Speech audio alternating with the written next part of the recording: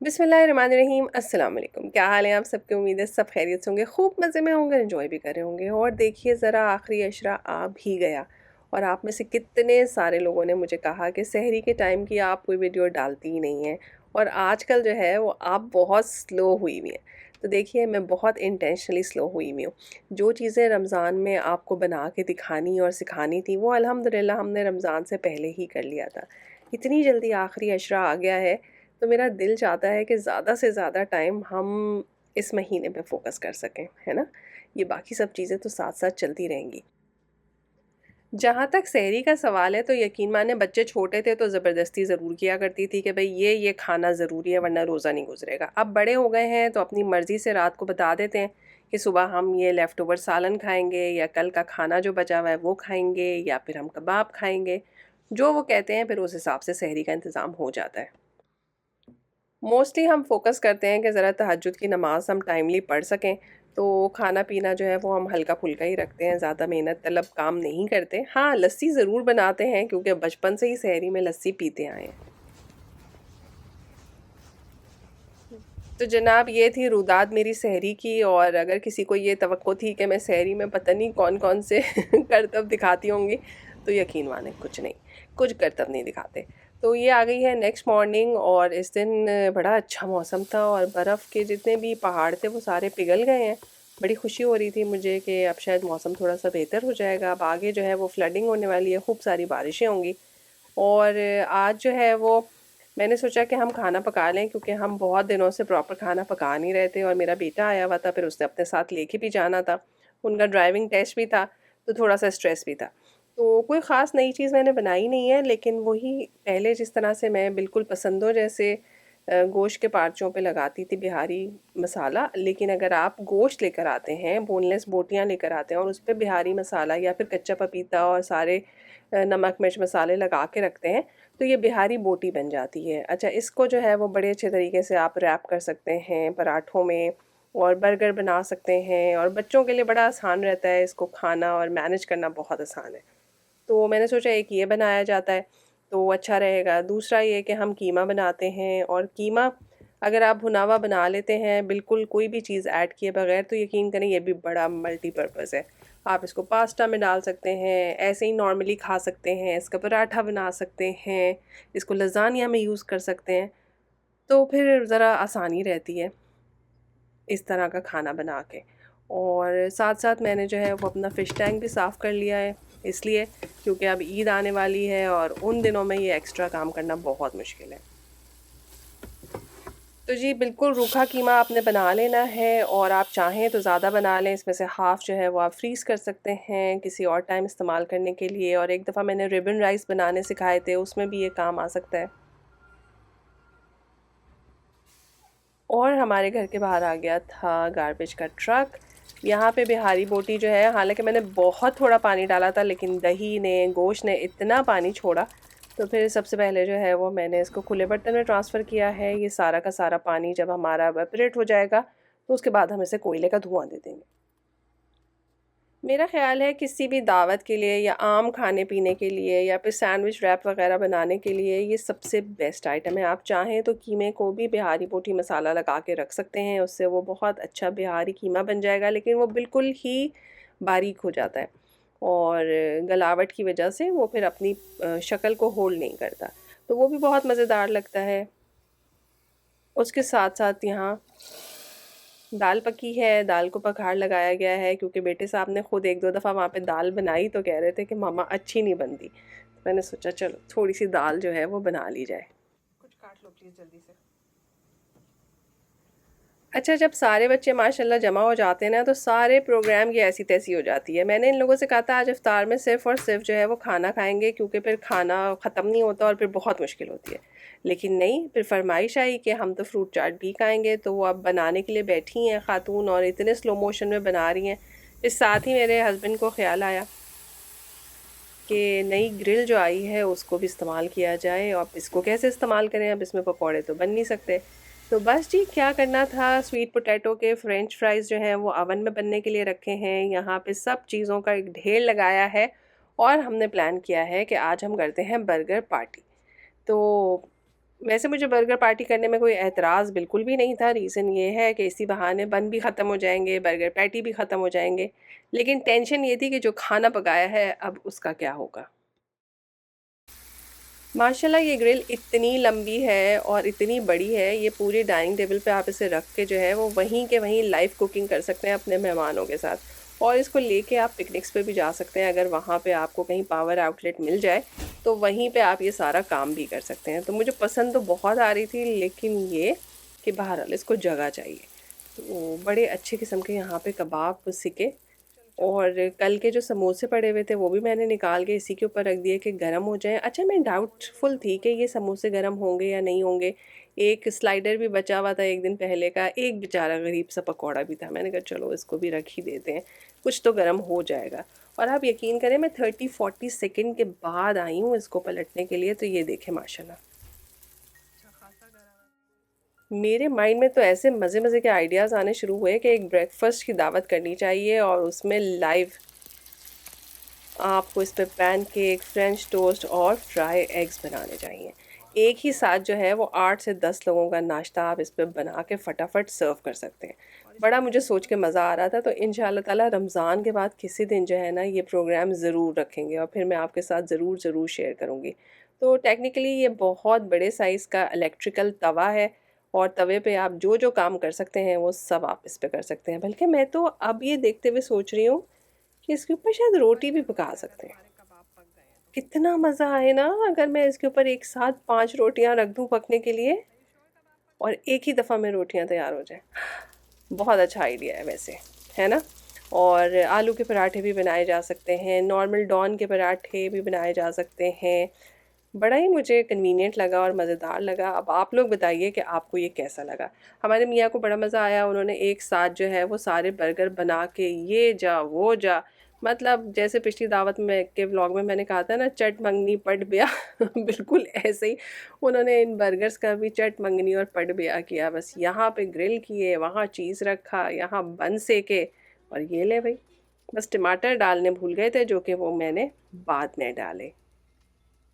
और जैसे कि घर में कोई चीज़ आ जाए तो उसके पीछे तो हम ख़वातीन लग ही जाती हैं कि नहीं, फेंकने नहीं देंगे, ख़राब नहीं होने देंगे, इस्तेमाल करेंगे। तो वो जितनी शक्करकंदी हमारे पास आई थी, जिसका केक बना, उसके बाद उसके चिप्स बने, और अल्हम्दुलिल्लाह अब हमारे घर में एक भी शक्करकंदी नहीं है।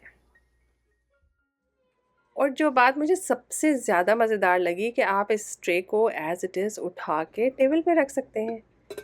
तो आपको किसी भी सर्विंग डिश की ज़रूरत नहीं है, ये अपने ओन पे ही बड़ी प्रेजेंटेबल है।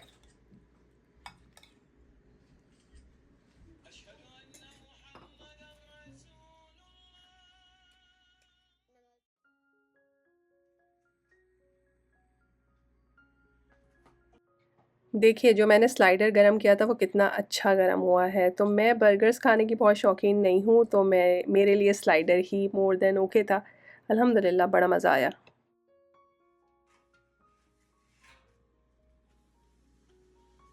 और यहाँ पे ट्रे है जो कि एक्स्ट्रा फ़ैट को कलेक्ट कर लेती है, और आप देख लीजिए माशाल्लाह कितनी अच्छी साफ़ सुथरी सी ये है। इसको अब आपने गीले और सूखे टिश्यू से जो है वो अच्छी तरह से पोंछ लेना है, साफ़ कर लेना है, और आपकी ग्रिल जो है वो नेक्स्ट दफ़ा इस्तेमाल होने के लिए बिल्कुल रेडी हो गई है।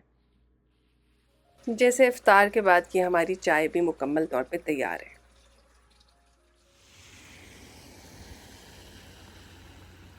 कनाडा में एक बड़ी मज़ेदार बात है, यहाँ पे मौसम की आंख मचोली चलती ही रहती है। कभी सर्दी है, कभी गर्मी है, कभी बारिश है, कभी ख़ज़ां है, कभी बहार है कभी आपने 4-4 चीज़ें पहनी हुई हैं, और कभी आप एक छोटे से स्वेटर में भी बाहर जा सकते हैं।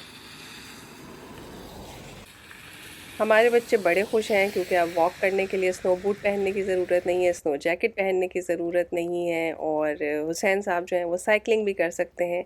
लेकिन ये खुशियाँ बस 2-4 दिन की हैं, अगले हफ्ते से फिर से काफ़ी सारी ठंड शुरू होने वाली है।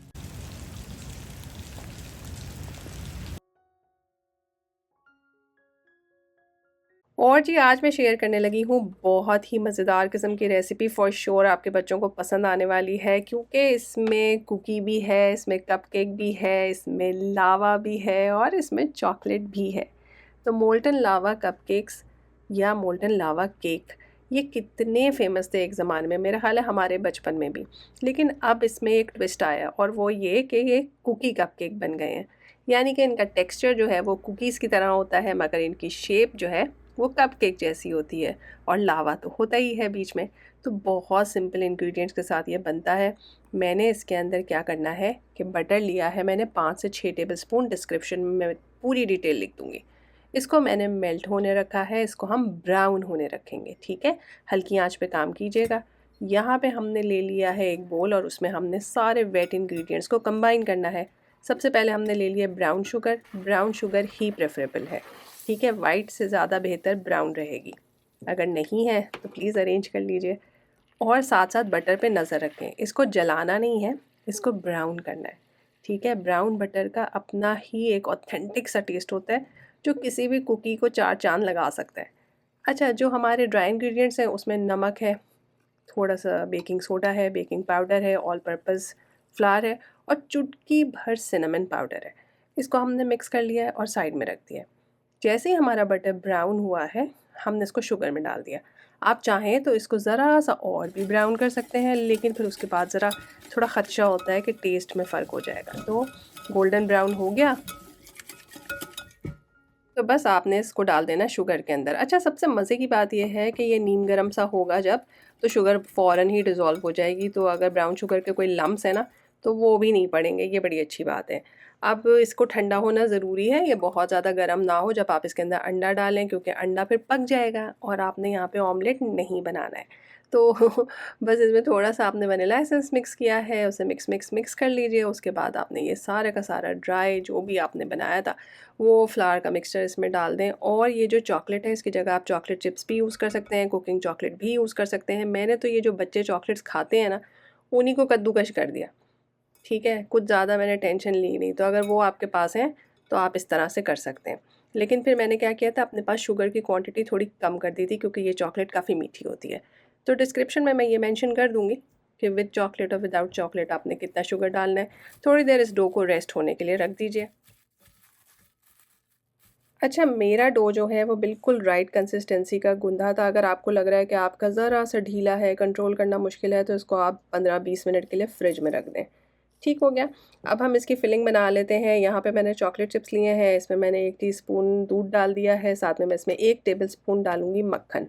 तो यहाँ पे भी आपकी तैयार हो जाती है फिलिंग, लेकिन मुझे पता था कि अभी रोज़ा है, कोई भी नहीं खा सकेगा और फिर इफ्तार के टाइम तक ये ठंडी हो जाएँगी तो अंदर से लावा तो निकलेगा नहीं। तो फिर मैंने क्या किया, इसमें थोड़ी-सी क्वांटिटी ऐड की है शहद की। शहद इसको जमने नहीं देगा, तो आप जितनी भी देर इसको रखेंगे, ये अंदर से गीला ही रहेगा। है ना मज़े की बात? तो बस अब मैंने इसको डबल बॉयलर पे यानी गर्म पानी के ऊपर थोड़ी देर इसको रखा, तो फटाफट ही जो है ये मेल्ट हो गया। इसका कोई बहुत ज़रूरी नहीं है टेक्सचर कि बहुत स्मूथ हो, क्योंकि इसने बेक होना है तो जो भी चीज़ है अंदर वो खुद ब खुद मेल्ट हो जाएगी। यहाँ मैंने ये गलती की थी वो मैं आपको दिखाना चाहती हूँ, और वो गलती ये है कि मैंने कपकेक का जो मोल्ड लिया था वो मैंने सिलिकॉन का ले लिया था। तो उसमें जब मैं सिलिकॉन के दूसरे मोल्ड रख के अच्छी तरह से दबा रही थी तो शेप ही नहीं आ रहा था, वो इतना डांस कर रहा था, ज़ाहिर है वो तो फर्म होता ही नहीं है। तो आप कोशिश करें कि मेटल का ही कंटेनर लें और उसके अंदर लाइनर लगा लीजिए। लाइनर के बगैर इसका शेप वैसे ज़्यादा अच्छा आता है। आप अच्छी तरह से बटर लगा के डायरेक्ट पैन में ही इसको बेक कर सकते हैं। मगर मुझे खौफ था कि अगर ये जुड़ गई और फिर ये फंस गई और फिर ये टूट गई तो सारा का सारा फ़न ख़त्म हो जाएगा। लेकिन आई एम श्योर कि अगर मैं लाइनर ना लगाती तो भी ये निकल आती, प्रोवाइडेड कि आपने पैन को अच्छी तरह से ग्रीस किया होता। अच्छा, यहाँ पे देखें ये ज़रा सा ठंडा हो गया, देखें चम्मच से कैसे जुड़ गया है, बिल्कुल कैरेमल की तरह हो गया है ना। हमारे पास ठंड भी बहुत है, तो इसमें चॉकलेट है, इसमें बटर है, लेकिन फिर भी ये इतना सॉलिड नहीं हुआ है, आप देख सकते हैं। तो ये ऐसा ही रहेगा ठंडा होने के बाद। बीच में आपने फिलिंग रखी है और इसके ऊपर जो है वो अब आपने एक ढक्कन लगा देना है, वही कुकी डो का। तो आपके सारे के सारे कुकीज़ जो हैं कपकेक की शेप में आ गए और ऊपर से ढक्कन लगने की वजह से कुकी की तरह मुकम्मल तौर पे बंद भी हो गए। तो समझ आया ये आइडिया? ऊपर से थोड़े से चॉकलेट चिप्स मैंने लगा दिए थे, लेकिन कोशिश करें ये इस वक्त ना लगाएं, क्योंकि ये ऊपर से बर्न हो जाते हैं। तो जिस वक्त आप गर्मा गर्म कुकीज़ बाहर निकालें, यानी इस स्टेज पे अब ऊपर से आप लगा दीजिए, तो वो कभी भी बर्न नहीं होंगे। जो क्वांटिटी मैंने दी है उसमें 6 इतने बड़े-बड़े कुकी कपकेक बनेंगे, और अगर बच्चे शौकीन हैं तो ज़ाहिर है एक बच्चा एक खा लेगा, लेकिन मेरे लिए तो ये बहुत बड़ा है। अब स्कूल से एक बच्ची आ गई थी तो उसने फटाफट ही कहा कि मैं डेमॉन्स्ट्रेट करके दिखाती हूँ कि अंदर से गरमा-गरम कुकी कपकेक में से लावा निकलता है कि नहीं। और आप देखिए, अभी ये बहुत गरम है, लेकिन ये ठंडा होने के बाद भी होपफुली ऐसा ही रहेगा इंशाअल्लाह ताला। तो जनाब आप चाहें तो इसको अपनी इफ्तार की दावत के लिए बना सकते हैं, बच्चों के लंच के लिए बना सकते हैं, ईद की पार्टी के लिए बना सकते हैं, और तो और किसी भी हाई टी के लिए भी बना सकते हैं। आई होप ये रेसिपी आपको बहुत पसंद आई होगी, ज़रूर ज़रूर बताइएगा। इत्तेफाक की बात है कि इस व्लॉग में ड्राइविंग टेस्ट का तज़किरा निकला है, तो साथ ही मुझे याद आ गया कि किसी ने कुछ अर्सा पहले, वैसे इसको टाइम हो गया है इस बात को, मुझसे पूछा था कि आपने ड्राइव टेस्ट कहाँ से क्लियर किया था, कौन सी इंस्ट्रक्टर थी और कितनी अटेम्प्ट में क्लियर हुआ था। तो अल्हम्दुलिल्लाह मेरा G2 लाइसेंस जो है वो फर्स्ट अटेम्प्ट में क्लियर हो गया था, पहली दफ़ा में ही अल्हम्दुलिल्लाह मेरा पास हो गया था। लेकिन जो जी लाइसेंस है जो कि हाईवे का होता है वो काफ़ी ट्रिकी होता है, उसके लिए आपको बहुत प्रैक्टिस करनी होती है और इसमें ये बहुत आराम से पास भी नहीं करते। तो बहुत आसानी होती है यहाँ पे कनाडा में। लोग क्या करते हैं कि आसपास के जो करीबी शहर हैं जहाँ पे सिर्फ टू वे हाईवे होती है, एक आने की और एक जाने की, तो उधर जाके जो है वो टेस्ट बुक कर लेते हैं और टेस्ट वहीं पे देते हैं। तो आपके पास होने के चांसेस जो है ना वो बहुत बढ़ जाते हैं। लेकिन मेरी इंस्ट्रक्टर जो है वो मेरी फ्रेंड भी हैं, मेरी पड़ोसन भी हैं, तो उन्होंने तो मुझे शदीद सख्ती से मना किया कि सवाल ही नहीं पैदा होता, मैं आपको पड़ोस में कहीं छोटे शहर में नहीं जाने दूंगी, आप यहीं पे प्रैक्टिस कीजिए और यहीं पे टेस्ट दीजिए। क्योंकि फ़ायदा ये होता है कि जिस शहर में आपने रहना और गाड़ी चलानी है वहीं की हाईवे की आपने प्रैक्टिस की हुई हो और वहीं पे टेस्ट भी क्लियर किया हो, तो कॉन्फिडेंस लेवल आपका काफ़ी बूस्ट हो जाता है। किसी छोटे से शहर से आप पास होके आते हैं तो अल्टीमेटली आपने चलानी तो वही 5 लेन वाली हाईवे में है ना, तो फिर आपको नए सिरे से घबराहट होती है, परेशानी होती है। तो बेहतर है वहीं पर टेस्ट दीजिए जहाँ पे आपने गाड़ी मोस्टली चलानी है। देखिए आजकल के ज़माने में गाड़ी चलाना, कंप्यूटर चलाना, ठीक है, डिवाइसेस को ऑपरेट करना, ये सब का सब बिल्कुल ऐसे ही है जैसे पुराने ज़माने में तैराकी, शाहसवारी को समझा जाता था, तीरंदाजी को समझा जाता था। ज़रूर अपनी स्किल्स को डेवलप कीजिए, ज़रूर ज़रूर अपने आप को पॉलिश कीजिए। अच्छी बात नहीं है कि हर चीज़ में हम अपने बच्चों की हेल्प मांगते रहें, हमें खुद सब कुछ आना चाहिए, और थोड़े से सीखने से अल्हम्दुलिल्लाह सब कुछ आ जाता है। The yogurt, mint, garlic, like kind of tzatziki sauce. Ah, okay. And then that's a chopped vegetable. It's called ezme in Turkish. It's ezme. Yeah, it's like a little bit spicy. और जी बातें करते करते हम enter हो गए हैं restaurant में। ये वही रेस्टोरेंट है जहाँ एक दफ़ा सुबह नाश्ता करने के लिए मैं और मेरी फ्रेंड आना चाहते थे, लेकिन ये उस वक्त बंद था।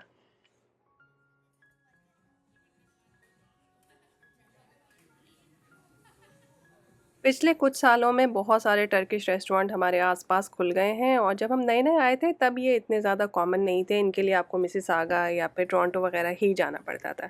और इतने सारे रेस्टोरेंट के खुलने की वजह मुझे यही लगती है कि फ़ॉर श्योर इनको खाने वाले लोग जो हैं वो बहुत आ गए हैं, और इसी बहाने हमें भी अल्लाह का शुक्र है हलाल फूड मिलना शुरू हो गया है, हलाल डाइन आउट के ऑप्शन शुरू हो गए हैं। क्योंकि आप सारा टाइम घर में बैठे रहें तो ज़ाहिर है थोड़े से बोर तो हो ही जाते हैं। तो कोई बाहर निकलने की जगह ज़रूर होनी चाहिए, ताकि कभी कभी तो आप बाहर निकलें और जाके बैठ सकें। एक इंसान कितनी देर और कब तक पकाएगा, है ना? ये बात तो है ना? गुज़िश्ता काफ़ी सालों में जो भी कोई खुशी की बात होती है, खुशी की ख़बर होती है या कोई ट्रीट देने का मामला हो तो अम्मा को ही पकाना पड़ता था।